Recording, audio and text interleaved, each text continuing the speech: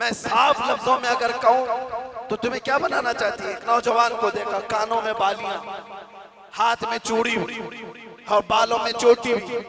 हमने देखा अच्छा खासा नौजवान बन क्या गया, ना मर्द दिखता है ना औरत दिखता है। दुनिया तुझे तीसरी मखलूक बनाना चाहती है। औरतों को क्या बनाना चाहती है? पूरे जिस्म का लिबास हटा दे, बस कपड़ों के टुकड़े ऊपर और नीचे लगा दे, और इसको ये कहते हैं कि दुनिया का सबसे बेहतरीन फैशन है। अगर नंगा रहना फैशन है तो भैंस ज्यादा फैशनेबल है। तो दुनिया की कितनी ऐसी हुकूमतें हैं जो होमोसेक्सुअलिटी को पूरी तरह से अलाउ करके रखी हुई है। मर्द मर्द से शादी कर सकता है, औरत औरत से निकाह कर शादी कर सकती है। वो निजाम भी मैं देख करके आया जहां भाई बहन की शादी को आज जायज करार दिया गया। आपसे मेरा एक मैसेज है, आपसे मेरा एक पैगाम, ये और फितनों का दौर आता जाएगा और फितनों का दौर बढ़ता जाएगा। मेरे नबी पाक सल्लल्लाहु अलैहि वसल्लम ने फरमाया, मैं देख रहा हूं फितने मेरी उम्मत पर इस अंदाज से आ रहे हैं जैसे बारिश के कतरे, बारिश के कतरे जिस तरह आ रहे हैं इस तरह से फितने आएंगे। तस्बीह का दाना यानी तस्बीह उसकी गांठ अगर टूट जाए तो दाने किस तरह से बिखर जाते हैं। हुजूर पाक फरमाते हैं उम्मत में फितने इसी तरह से होंगे, एक दाना पकड़ने जाओगे दूसरा सरक जाएगा, दूसरा पकड़ने जाओगे तीसरा निकल जाएगा। तुम एक फितने से निकल करके आ रहे होगे, दूसरा सामने होगा और तुम ये कहोगे इससे बड़ा फितना तो मैंने देखा ही नहीं, जबकि उसके बाद फिर फितना आएगा। हुजूर फरमाते उसको देखकर फिर कहोगे तुम इससे बड़ा तो मैंने देखा ही नहीं। इस दौर में हम जिंदगी गुजार रहे हैं। हर आने वाला दिन एक नया फितना लेकर के आएगा।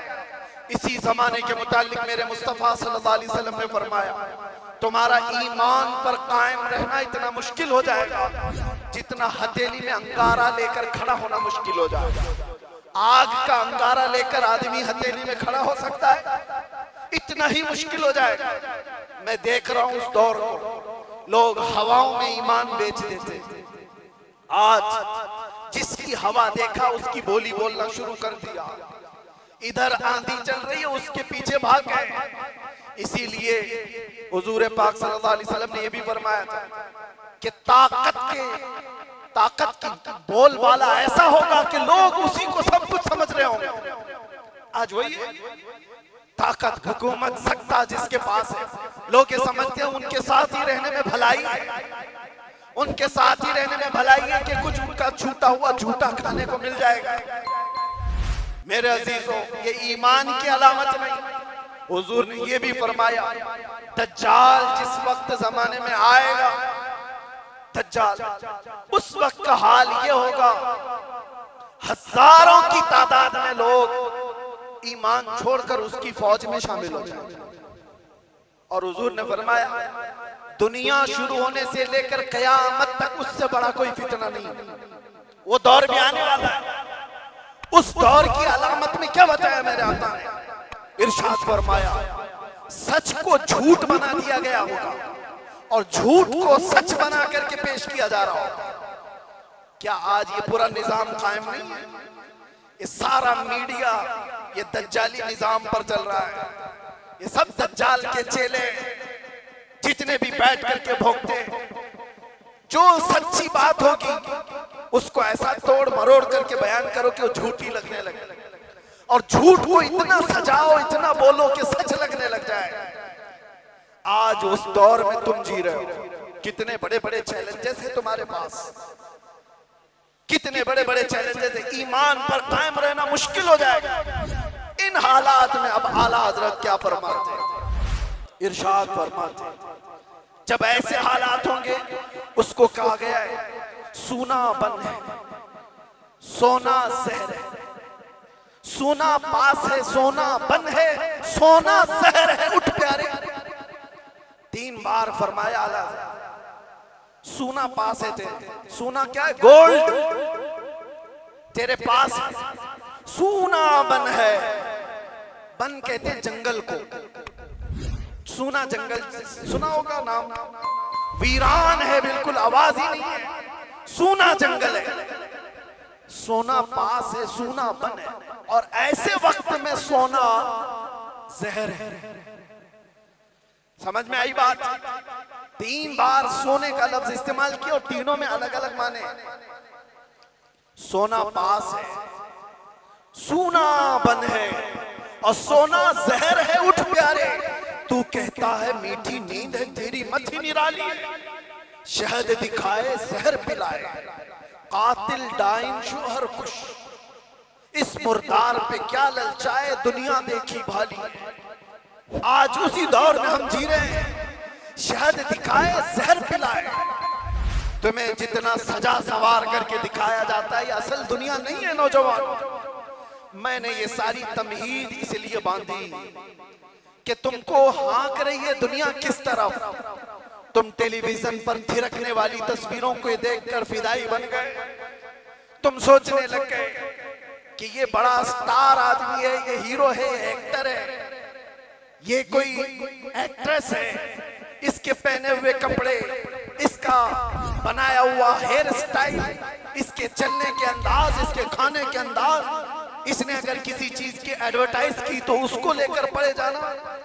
ये दुनिया की दिखाई हुई परदेसी नींद पर जिसके पीछे तुम पागल हुए जा रहे हो, ये वही दुनिया है जो शहद दिखा रही है और जहर पिला रही है। असल में मामला ये है मेरे अजीजों, तुम्हें इस वक्त जगाना हमारी बहुत बड़ी जिम्मेदारी है, बहुत बड़ी जिम्मेदारी है। तुम इस जादू को समझो, इस जादू को समझो जो दुनिया तुम्हें खींच रही है। क्या बनाना चाहती है?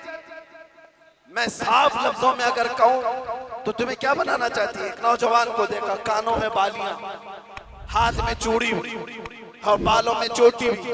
हमने देखा अच्छा खासा नौजवान बन क्या गया, ना मर्द दिखता है ना औरत दिखता है। दुनिया तुझे तीसरी मखलूक बनाना चाहती है और तू शौक से इसके पीछे भाग रहा है। कभी सोचा भी नहीं औरतों को क्या बनाना चाहती है? पूरे जिस्म का लिबास हटा दे, बस कपड़ों के टुकड़े ऊपर और नीचे लगा दे, और इसको ये कहते हैं कि दुनिया का सबसे बेहतरीन फैशन है। अगर नंगा रहना फैशन है तो भैंस ज्यादा फैशनेबल है, हो तो कुछ भी नहीं पहनती। जानवर सबसे ज्यादा फैशनेबल है, नंगे रहने को फैशन कहा जाता है। सोचो मेरे अजीजों, मैं ये बातें क्यों कह रहा हूं? वो निजाम भी मैं देख कर के आया जहां भाई बहन की शादी को आज जायज करार दिया गया। हुकूमतों से लोग लड़ रहे हैं कानूनी हक लेने के लिए। इटली में, नेदरलैंड में लोग ये कानून पारित करवाना चाहते हैं कि भाई बहन से शादी करने की इजाजत दी जाए। अब तो दुनिया की कितनी ऐसी हुकूमतें जो होमोसेक्सुअलिटी को पूरी तरह से अलाउ करके रखी हुई है। मर्द मर्द से शादी कर सकता है, औरत औरत से निकाह कर शादी कर सकती है, माँ बेटे के साथ चाहे तो रह सकती है, बाप बेटी के साथ चाहे तो रह सकता है। इसको फ्रीडम कहा जाता है। मेरे अजीजों, जानवरों से भी ज्यादा सलील तुम्हें बनाना चाहती है ये दुनिया। इसलिए मैं कह रहा हूं, उठो वो घर न हश्र न होगा फिर कभी, दौड़ो के जमाना चाल अपनी चल गया।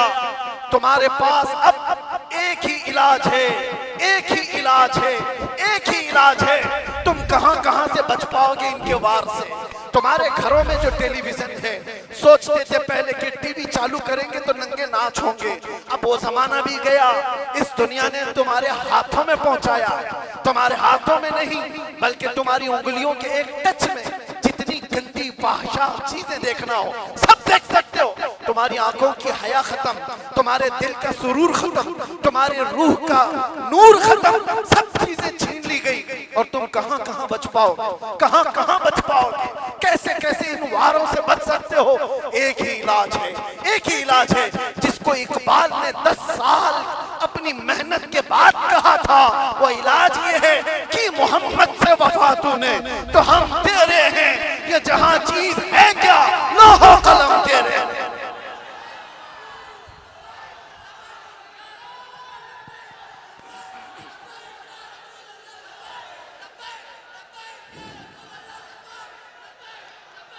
हर आफत, हर फितने से हिफाजत चाहते हो, एक साथ के पास आ जाओ। बुलहवस सुन, सीमो दर की बंदगी अच्छी नहीं, उनके दर की